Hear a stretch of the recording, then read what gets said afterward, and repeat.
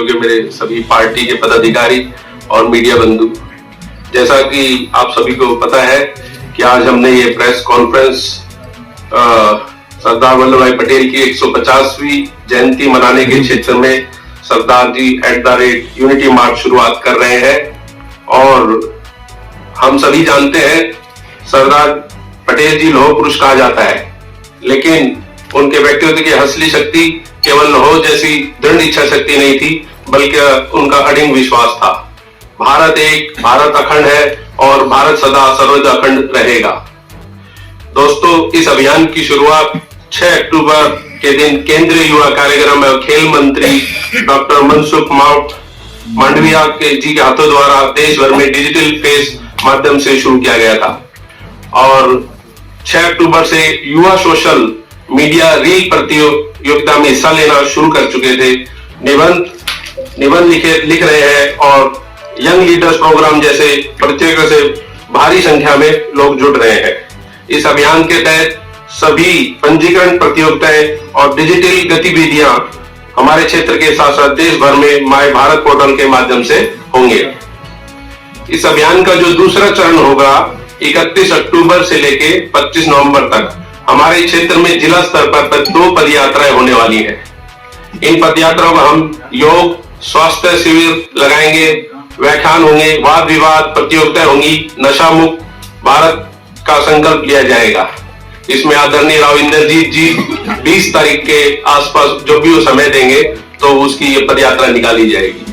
और एक पदयात्रा हमारे कोसली में भी निकाली जाएगी, वहां पर रामचंद्र जांगड़ा जी आएंगे और जब भी टाइम और तिथि निश्चित की जाएगी जो आप सबको बताया जाएगा।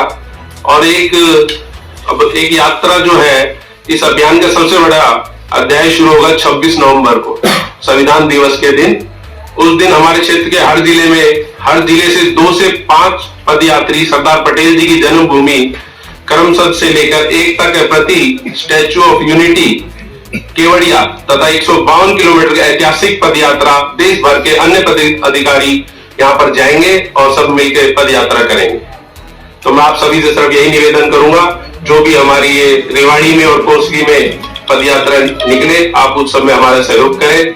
आप सभी यहाँ पहुंचे, इसके लिए आपका बहुत बहुत धन्यवाद। प्रेस कॉन्फ्रेंस में जुड़े हुए मेरे भाई अनिल यादव जी, एमएलए कोसली, और भारतीय जनता पार्टी के हिमांशु पालीवाल जी, कुलदीप चौहान जी, अर्जुन चौकन जी और भारतीय जनता पार्टी के सभी पदाधिकारी अधिकारी और यहाँ पर सभी मीडिया बंधुओं छायाकार भाइयों, आज की जो प्रेस कॉन्फ्रेंस है, मेरे भाई अनिल यादव जी ने पहले बता दिया कि सरदार वल्लभ भाई पटेल की जो 150वीं जयंती है उसके जो कार्यक्रम 31 अक्टूबर को आप सभी ने देखा, खंड स्तर पे भी, सब डिवीजन लेवल पे, जिला लेवल पे एकता दिवस के रूप में मनाया गया था। रन फॉर यूनिटी, उसके लिए भी दौड़ का आयोजन किया गया था हर सब डिवीजन लेवल पे, वो भी आपने देखा। तो उसी की थीम को आगे बढ़ाते हुए हमारा जो युवा कार्यक्रम और खेल मंत्रालय भारत सरकार के अपने माननीय केंद्रीय मंत्री मनसुख मांडविया जी, उन्होंने पूरे कार्यक्रम की 6 अक्टूबर से विद्युत शुरुआत कर दी थी और ये 2 महीने तक कार्यक्रम चलेगा। तो इसके साथ साथ ही ये जो पदयात्राएं निकलेगी इसकी भी डिटेलिंग आपको सारी बता दी गई है। 8 से 10 किलोमीटर होगी और ये कोसली रेवाड़ी में 2 जगह होंगी। और इसके लिए हमारे माननीय प्रधानमंत्री यशस्वी नरेंद्र मोदी जी, उनका एक सपना है विकसित भारत 2047। तो ये सपना साकार कब होगा, तब हमारे युवा आगे आएंगे, इकट्ठे होंगे, एकता और अखंडता की भावना जागेगी। तो उनकी जो सोच, उनका एक परिणाम था जिनको धरातल पर हमारे केंद्रीय मंत्री मनसुख मांडविया ने रूपरेखा तैयार की। और हमारे यहाँ के केंद्रीय मंत्री राव इंद्रजीत सिंह जी, जो कि केंद्र सरकार में मंत्री हैं, वो भी आएंगे पदयात्रा में शामिल होने। तो सरदार वल्लभ भाई पटेल की इनकी 150वीं जयंती में उनके में जो पदयात्रा निकलेगी, तो जितने भी यूथ हमारे इकट्ठे होंगे उनको मैसेज आएगा एकता का, अखंडता का। और उसके साथ साथ जितनी भी जगह से पदयात्राएं निकलेंगी तो रास्ते में आप देखोगे स्वच्छता शिविर, पोस्टर कंपटीशन, बैनर कंपटीशन और युवाओं को नशे से दूर कैसे रहे उसको प्रेरित करने के लिए आपको जगह जगह टोली टुकड़ी नुक्कड़ नाटक के माध्यम से चीजें बताई जाएंगी। तो इसका मैं थोड़ा सा ब्रीफ बताता हूं आपको कि हमारी रूपरेखा जो जिला सत्र पर होगी वो 31 अक्टूबर से 25 नवंबर को होनी है। तो हर संसदीय क्षेत्र के सभी जिलों में 3 दिन तक 8 से 10 किलोमीटर पद यात्रा होगी। तो पद यात्रा से पहले स्थानीय लोगों में माहौल बनाने के लिए स्कूल, कॉलेज और अलग अलग प्री इवेंट गतिविधियां जैसे कि ऐसे राइटिंग, वाद विवाद, सरदार पटेल जी के जीवन पर संगोष्ठी, नुक्कड़ नाटक, इसका आयोजन कराया जाएगा। इसके साथ साथ ही युवाओं के बीच नशा मुक्त भारत शपथ प्लेज लेंगे और उसके बाद संस्थाओं में स्वदेशी मेलों का आयोजन और गर्व से स्वदेशी संकल्प भी दिलवाएंगे। इस